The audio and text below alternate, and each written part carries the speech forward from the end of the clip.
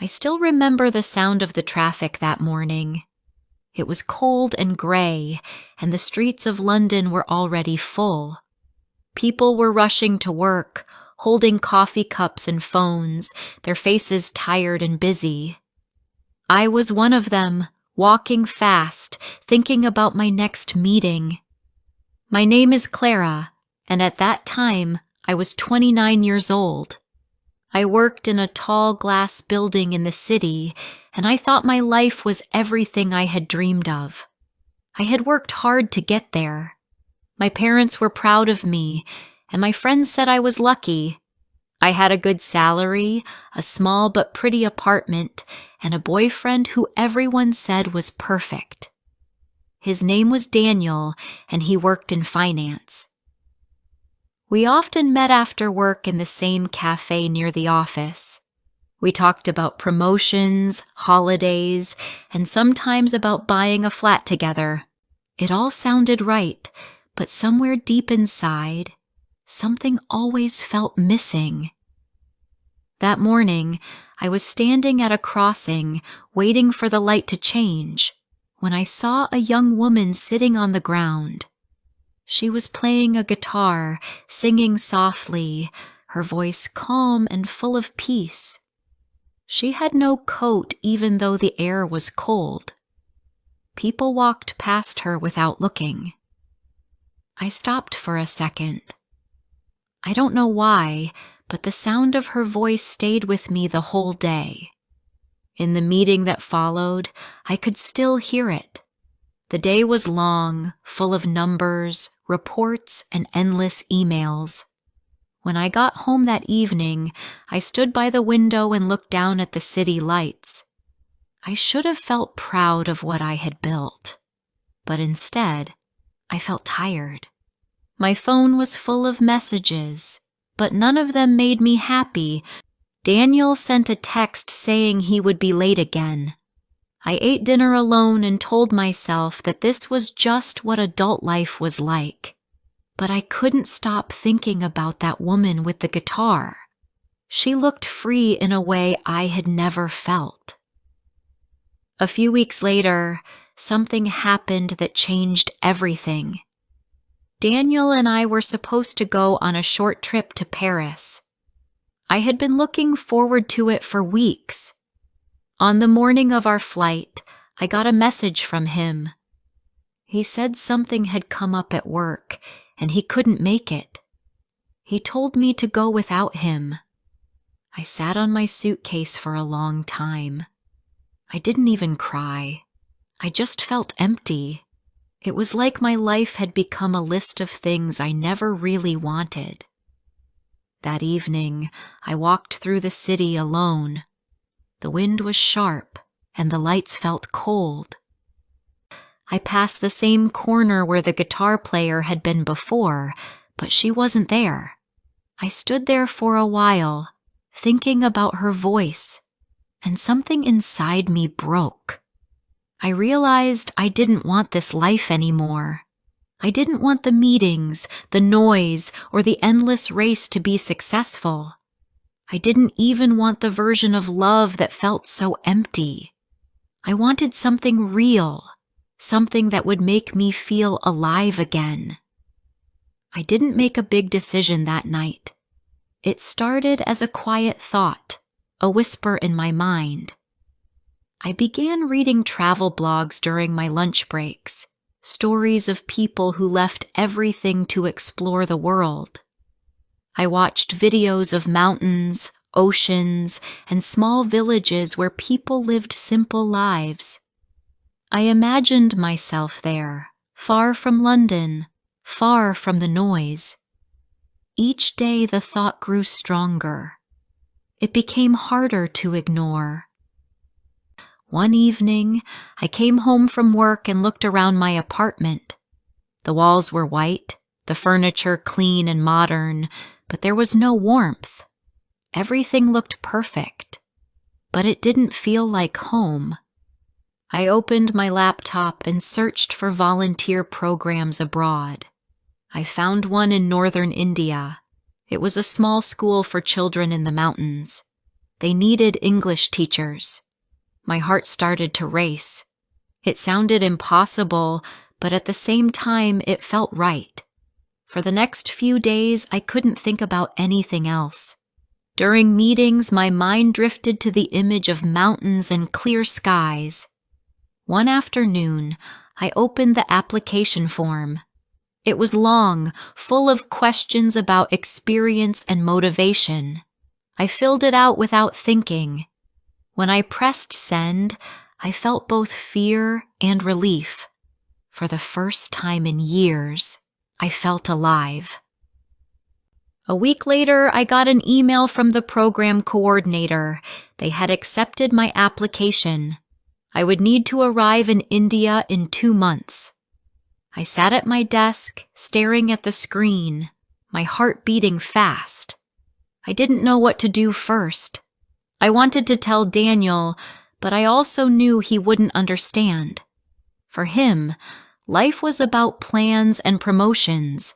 For me, it was no longer enough. That night, I told him everything. He listened quietly, and when I finished, he said it was a mistake. He said I was running away from reality. I nodded, but deep inside, I knew I was finally walking toward it. The weeks before leaving passed quickly. I sold most of my things and packed only what I needed. My friends thought I was crazy. My mother cried when I told her. She said I was throwing away my future. I tried to explain that I wanted to find meaning, but she didn't understand. Sometimes I didn't even understand it myself. I only knew that I couldn't keep living the same way. On the day of my flight, I arrived at the airport before sunrise. The city was still half asleep.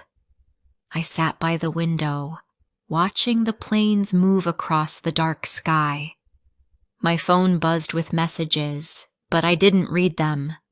For the first time, I didn't feel the need to reply to anyone. I looked out at the horizon and felt calm. When the announcement came for boarding, I stood up and walked toward the gate. My hands were shaking, but my heart felt light. The flight was long. When we finally landed in Delhi, the air was warm and full of new smells and sounds. The city was alive in a way I had never seen before. I felt small, but strangely free. I took a train north the next morning, heading toward the mountains. Outside the window, the city slowly disappeared, replaced by green fields and hills. I watched everything in silence, trying to understand what I was doing. I didn't know if I was brave or foolish, but I knew there was no turning back now. When I reached the small town where the school was, it was late afternoon. The sun was low, and the mountains around me were golden. The school was simple, with white walls and wooden doors. Children were playing outside, their laughter filling the air. A woman came to greet me. She was kind, with warm eyes, and she said she was happy I had come. I smiled, though I was nervous. That night, I sat on the small bed in my new room, listening to the sounds of the village. I felt scared but peaceful at the same time. As I looked out of the window, I thought about my old life, the meetings, the late nights, the noise, and the endless search for more. Here, there was silence and air that smelled of trees and smoke. For the first time in years, I felt like I could breathe. I didn't know what I would find here, but I knew the road that had brought me was already changing me.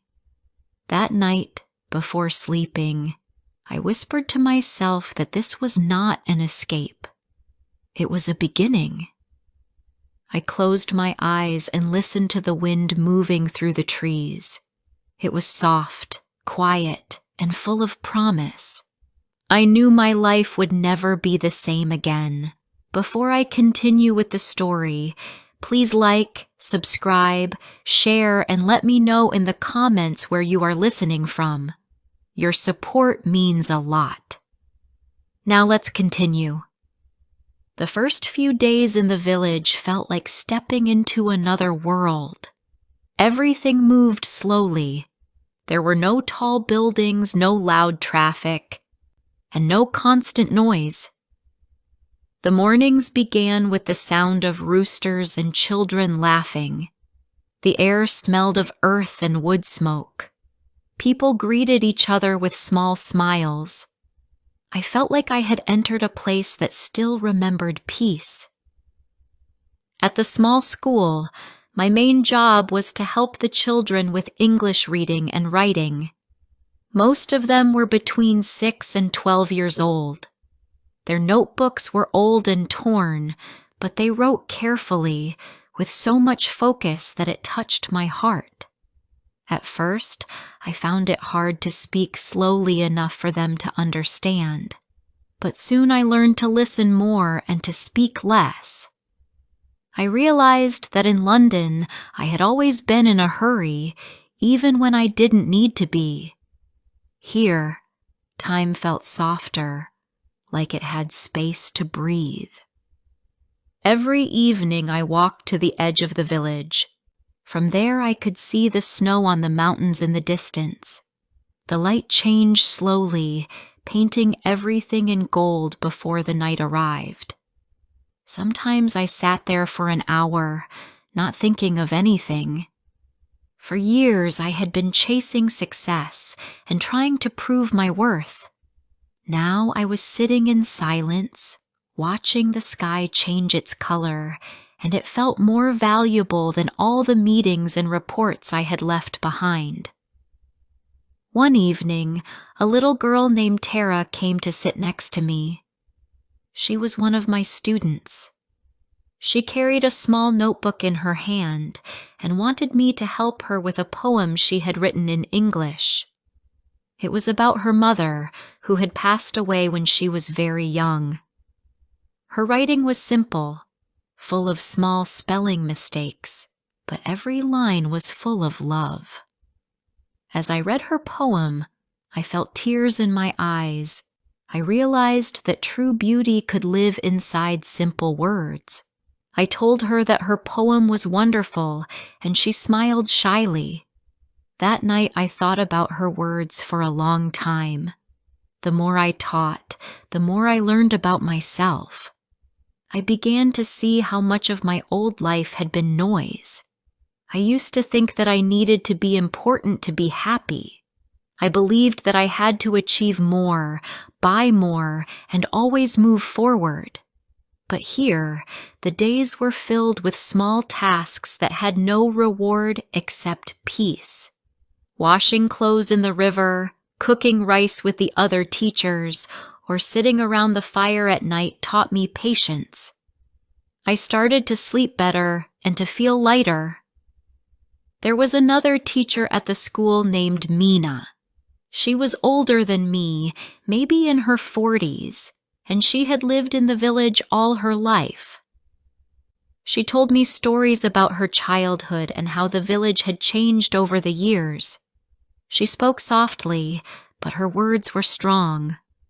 One night, while we were drinking tea near the fire, she said something that stayed with me. She said, "People who come here often think they are helping us, but most of the time, they are helping themselves." I didn't answer right away, but I knew she was right. I hadn't come here to save anyone. I had come to be saved from my own emptiness. As the weeks passed, I stopped checking my phone so often. The internet connection was weak, and at first, that made me anxious. But slowly, it became a kind of freedom. I no longer cared about news, posts, or updates. The world that had once seemed so important started to feel far away.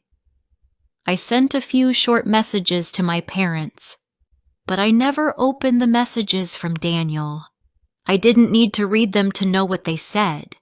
He would have told me to come back, to stop wasting my time. But I had no desire to go back.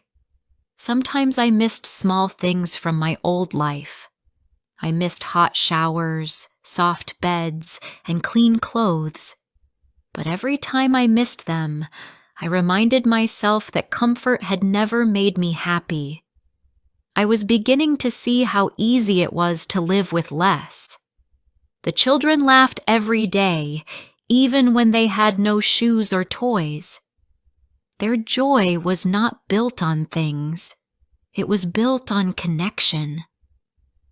One night, after a long day of teaching, I sat outside my small room. The moon was bright, and the village was quiet. I could hear the river flowing in the distance. I took a deep breath and felt something I hadn't felt in years. Peace. It wasn't loud or exciting. It was calm and deep, like a soft light inside me. I realized I hadn't felt that kind of peace since I was a child. I thought of my younger self, the girl who used to dream of changing the world before she got lost in success and expectations. I felt as if I had finally met her again. As months went by, I began writing in a small journal every night. I wrote about my days, the children, the sky, and my thoughts. It helped me see things more clearly. One night, I wrote that happiness wasn't something to chase. It was something to notice. That simple idea changed everything for me. I stopped waiting for big moments and started appreciating the small ones. A smile from Tara, the smell of rain on dry soil, the warmth of a cup of tea. However, peace is never simple. The same silence that made me feel alive sometimes made me feel lonely. There were nights when I missed the noise of the city. I missed the sound of friends laughing in restaurants, the lights, the smell of coffee shops, and even the endless movement. There were evenings when I looked at the stars and asked myself if I had made a mistake. I didn't have answers, but I was learning that it was okay not to have them. In my 3rd month there, something unexpected happened. I got sick with a fever that lasted several days. The other teachers took care of me. They brought food and checked on me each morning. Their kindness touched me deeply. I had been alone for so long that I had forgotten what it felt like to be cared for. When I finally recovered, I sat outside with Mina and watched the children play. I told her how grateful I was. She smiled and said, "When you care for others, you find yourself." Her words stayed in my heart. By the time I had been there for half a year, I felt like a different person. My skin was darker from the sun, my hair messy from the wind, and my hands rough from work. But I didn't care. I was stronger, calmer, and more honest with myself. Sometimes I thought about Daniel and my old life, but it felt like thinking about a story that had ended long ago. I no longer wanted that version of happiness. When the school term ended, the children brought me flowers and small gifts. Tara gave me a paper heart with my name written inside it. I promised them I would come back next year. As I packed my bag, I realized that leaving this place would not be easy. I was afraid that the city might steal the peace I had found here. But I also knew that the lessons I had learned would stay with me wherever I went. The day before I left, Mina gave me a small clay bowl. She told me it was made by her grandmother and that I should keep it as a reminder. "Don't forget what you found here," she said. I held the bowl carefully in my hands. It was simple, with small cracks, but beautiful in its own way. It reminded me of myself. That night, I didn't sleep much. I listened to the river and the quiet voices of people outside. I felt both sad and grateful. I had come here searching for meaning, and even though I still didn't know all the answers, I had found something far more important. I had found a way to live. As the sun rose the next morning, I looked at the mountains one last time. The air was cold and clean.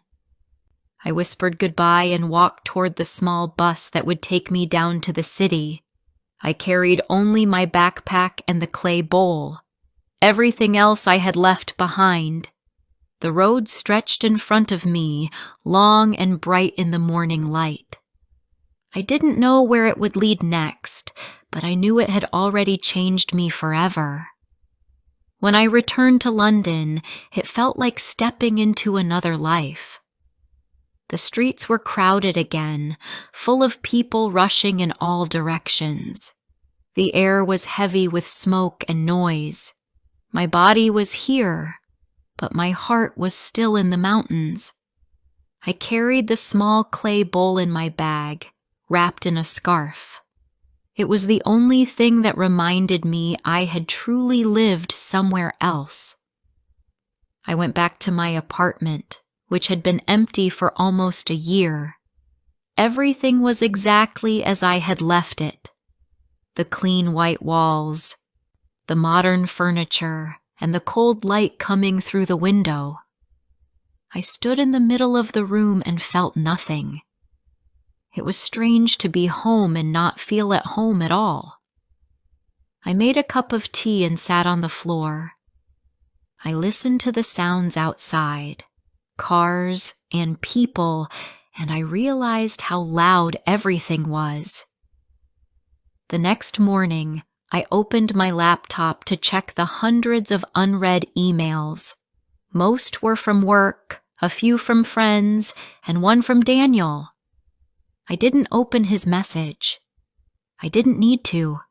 I could already imagine his words, full of questions and confusion. But I didn't owe him any explanations.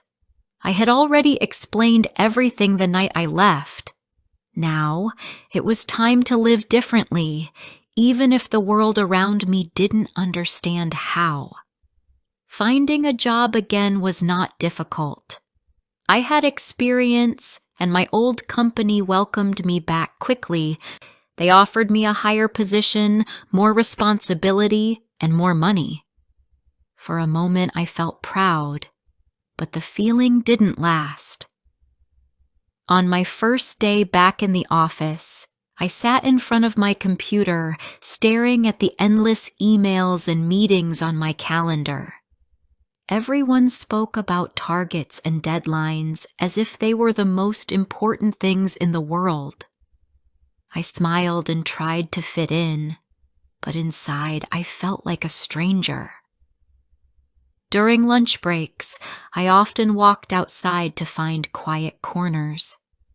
Sometimes I sat in a small park behind the building. I watched children playing, listened to the sound of wind in the trees, and thought about the mountains. I missed the slow rhythm of life, the smell of smoke in the mornings, and the laughter of the children at the school. I missed the sound of the river at night. I told myself I had to adjust, but it was not easy. One evening, my manager asked me to stay late for a meeting. It was already dark outside, and everyone looked tired. I watched my colleagues and realized they were all chasing something they didn't understand.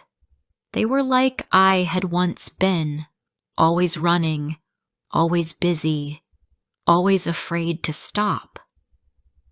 I sat there quietly, wondering what I was doing there. When I finally left the office, I walked home through the cold streets and felt something inside me whisper again. It told me that I couldn't live like this forever. A few days later, I met my old friend Sarah for coffee. She was happy to see me and wanted to hear everything about India. I told her about the children, the school, and the peace I had found. She listened, but I could see confusion in her eyes. She asked if I missed my old life and if I would ever go back to it completely. I told her I wasn't sure. When she left, I sat there for a long time, thinking about how different we had become. I realized that sometimes you lose people not because of distance, but because you have changed. Weeks turned into months. I tried to live simply, but city life had its own pull. I still worked, but I stopped chasing promotions. I saved money, cooked my own food, and avoided expensive restaurants. I started volunteering on weekends, teaching English to immigrant families. It reminded me of my students in the village. Their gratitude filled the same quiet space inside me that I had found in India. Sometimes, on Sundays, I visited small art markets along the river. I loved walking among the people selling handmade things. It felt real, human, and imperfect. One afternoon, I saw a man selling small clay bowls, each one different. I stopped and picked one up. It was smooth and light, and when I looked at it, I smiled. The seller asked if I wanted to buy it, but I said no. I told him I already had one that meant the world to me. That night, I took out Mina's clay bowl and placed it on my desk. It had a small crack on the side, but it was beautiful. I touched it gently and thought about the people I had left behind. I wondered if the children still remembered me, if Tara was still writing her poems, if Mina was still teaching by the fire. I realized that even if I never went back, that place would always live inside me. Months later, I received an email from the school. They said they were starting a new term and needed more teachers. My heart jumped as I read it. They didn't ask me to come, but they wrote that I would always be welcome. I closed my laptop and sat in silence. I could almost hear the voices of the children and the sound of the river. For the first time since I had returned, I felt truly awake. That night, I couldn't sleep. I lay in bed, thinking about my life. I thought about what success meant and what peace truly felt like. I realized that peace is not a place. It is a way of seeing the world.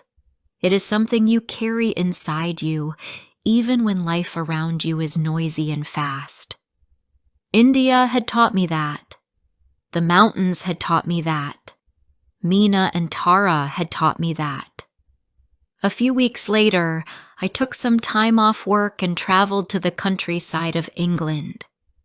I stayed in a small village near the sea. I wanted to feel the quiet again. The air was fresh, and the sky was open.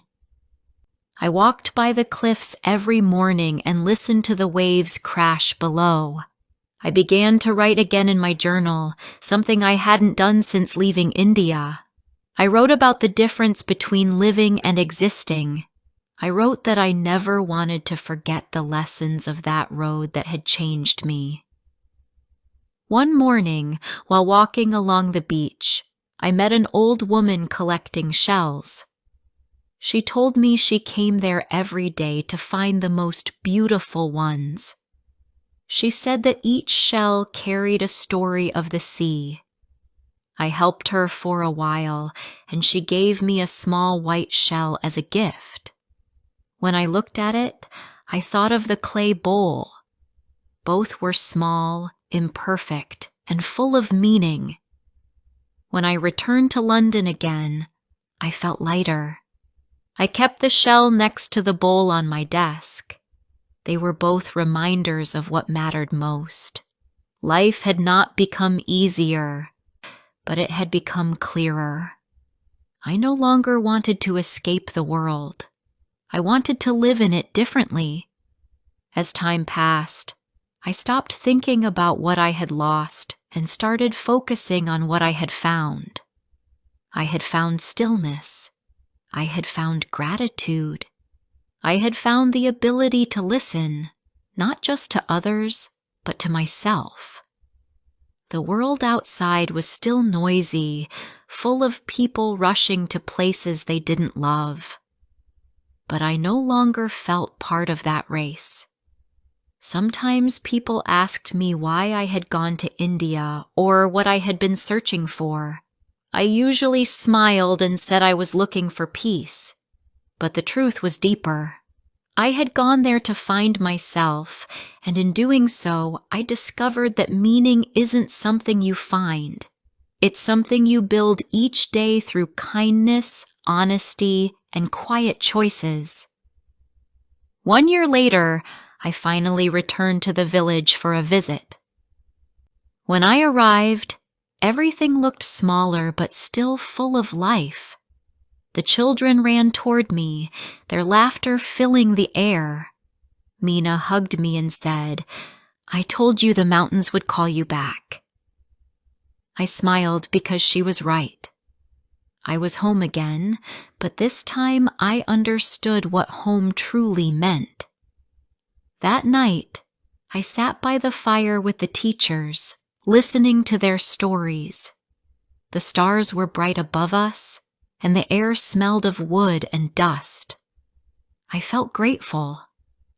The road that had once taken me away from everything I knew had brought me back to what mattered. It had taught me how to live slowly, how to see beauty in small things, and how to listen to silence. As I went to sleep that night, I looked at the clay bowl on the table beside me. Its small crack shone in the firelight. It was not perfect, but it was real, just like me.